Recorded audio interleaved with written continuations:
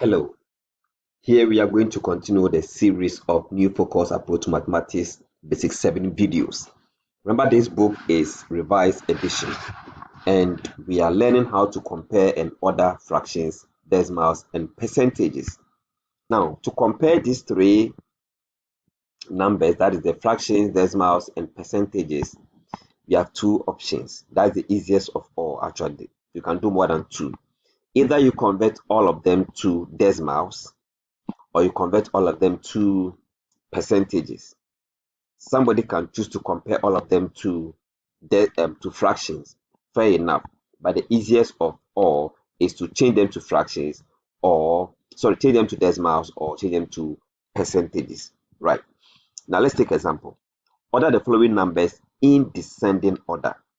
Descending order. That means we want to have the greatest first before the next, before the least. Good. So we have the options to change everything to percentages. So by percentages means I'll multiply the 3/4 by 100. I'll multiply the 0.69 by 100. And already this is in percentages, so I'll leave it like that. So the first one, when I multiply 3 divided by 4 by 100, we can do simple cancellation. 4 can divide itself as 1. 4 can divide it as 25. If I multiply 3 times 25, I have 75, and that will be 75%. If I do the same thing for this one, if you multiply decimals with numbers with zeros, like 100, 1,000, 10, and so on, it only moves the decimal point according to the number of zeros. So here I'm going to have 69%. That means the point to move 1, 2, because I have 2 zeros here. Then the final number, which is 76 already, is there. So if I'm to arrange them in order of magnitude, that is descending order, it means the greatest should come first, 76%, followed by 75. But 75 was given to us in 3/4 form. Then finally we have 0.69. It's good to bring it back to the original before you do the comparison, because this was what you did, but this was what was given to you, so you arrange them in that order. So this is one option.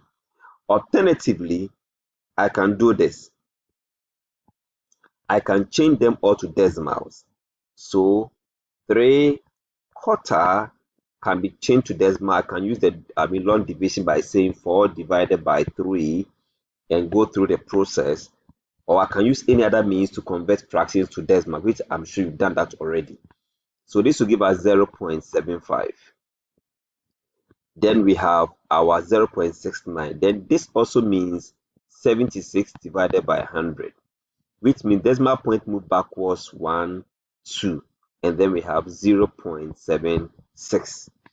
So then we compare the 0.69. So if you look at this, if you like, we can arrange them in order like this: 0.76, 0.69. And you can see that 0.76 is bigger than 0.75 compared to 0.69 as well. So again, you can see that the greatest of all is this one, which represents 76%, followed by this one, which represents 3/4. Then finally we have 0.69. So that becomes the answer.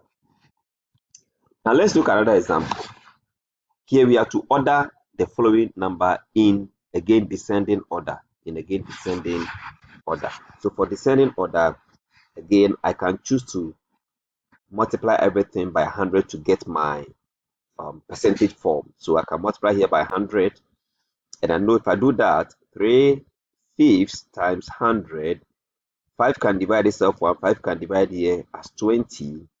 20 times 3 is 60, right? So I have 60%. Then for this one, I move the decimal point twice. 0.57. It moves 1, 1, 2. Okay, so that is going to give me 57%. Then my other number is 49%. So you can see again that 60 is the greatest. 60 is the greatest, which represents the 3/5, okay, followed by 57, and 57 is 0.57, then followed by 49%. So again, we've been able to arrange it in descending order, meaning from the highest to the lowest. Right. Let's take the last example.